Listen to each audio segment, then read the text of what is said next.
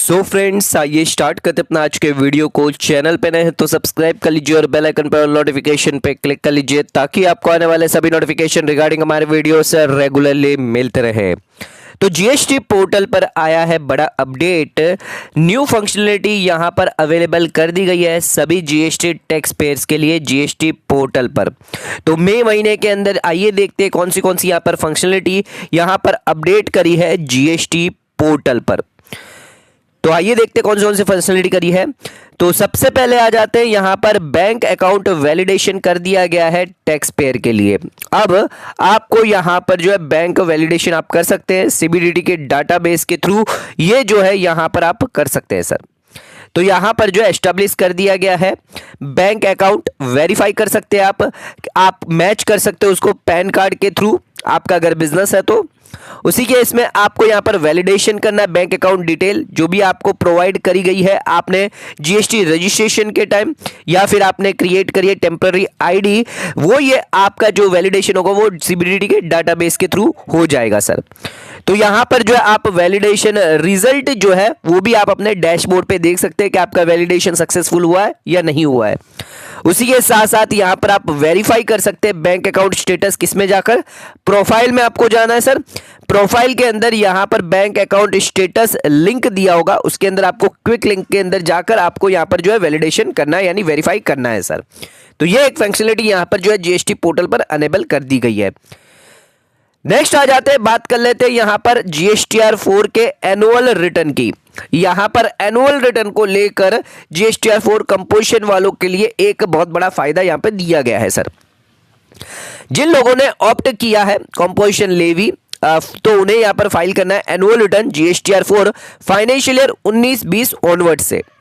बहुत सारे ऐसे टैक्स पेयर थे जिन्होंने यहां पर पहले जीएसटीआर 4 फाइल किया था without filling up table number 6। उसके वजह से ये हुआ था जो अमाउंट उन्होंने पेड किया था सीएमपी 08 के अंदर वो यहां पर एक्सेस टैक्स पेड यहां पर दिखने लग गया और क्रेडिट किस में हो गया सर, यहां पर नेगेटिव लायबिलिटी स्टेटमेंट में।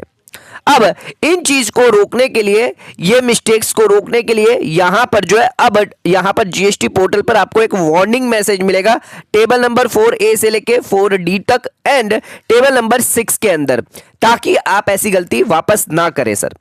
उसी के साथ साथ एक रिकंसिलेशन स्टेटमेंट यहां पे दिया जाएगा जो आपको डिफरेंस बताया जाएगा टेबल नंबर 5 एंड 6 के अंदर जो भी डिफरेंस ओकर हो रहा है वो यहां पर आपको रिकंसिलेशन दिया जाएगा सर।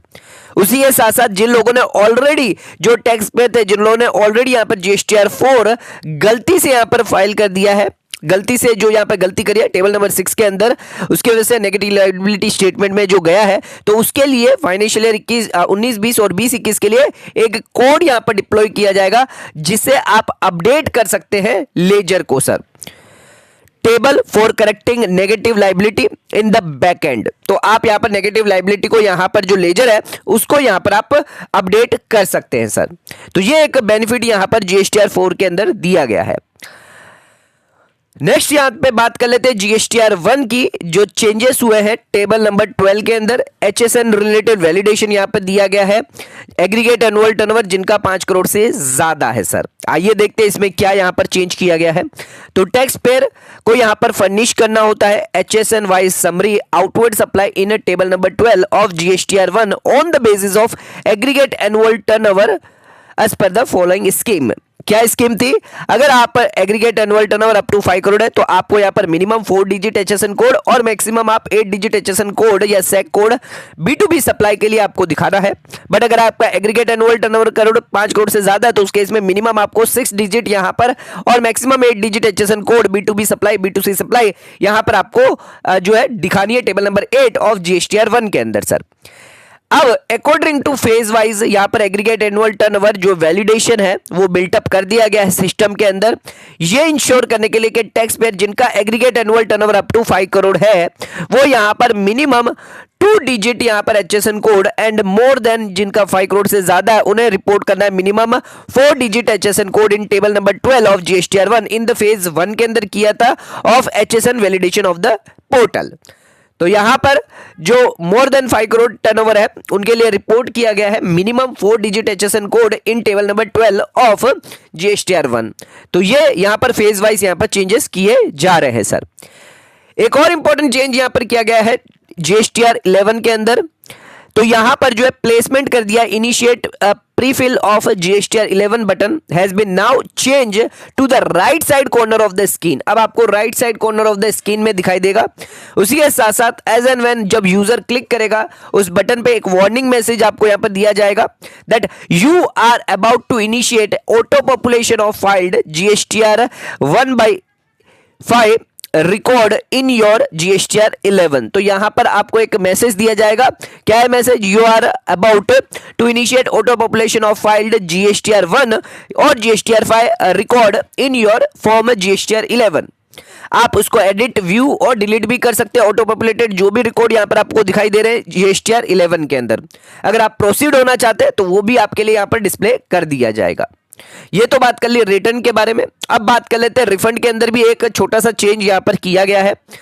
अब जो अनरजिस्टर्ड पर्सन है वो भी रिफंड क्लेम कर सकते हैं। उन लोगों के लिए यहां पर फैसिलिटी यहां पर अलाउड कर दी गई है, टेम्पररी यूजर आईडी।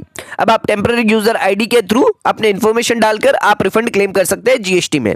अगर आप अनरजिस्टर्ड पर्सन है, now be able to apply for temporary user ID आप अप्लाई कर सकते हो GST पोर्टल पर by selecting the reason for registration to claim refund.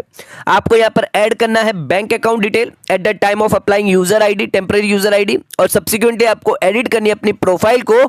आपको ऑथराइज सिग्नेटरी, एड्रेस और बैंक डिटेल यहां पर देनी पड़ेगी एंड सब्सिक्वेंटली यहां पर आप रिफंड के लिए अप्लाई कर सकते हैं। अप्रोप्रिएट जो भी कैटेगरी आपके अंदर होगी वो आप जिसके लिए रिफंड एप्लीकेबल होगा, कैश लेजर में से अगर करना है या फिर और अदर कोई रिफंड आपको लेना है तो वो भी यहां पर आप ले सकते हैं थ्रू टेम्पररी आईडी क्रेडेंशियल्स के थ्रू। तो ये सभी फैसिलिटी जो है यहां पर GST पोर्टल पर आपके लिए एनेबल कर दी गई है मई 2022 के पीरियड के अंदर। तो GST पोर्टल में आपके लिए इन फैसिलिटी का यहां पर जो है दिया गया है सर। सो वीडियो को यहीं खत्म करते हैं। वीडियो पसंद आए चैनल को लाइक और सब्सक्राइब जरूर करेगा, ज्यादा शेयर जरूर करेगा। धन्यवाद।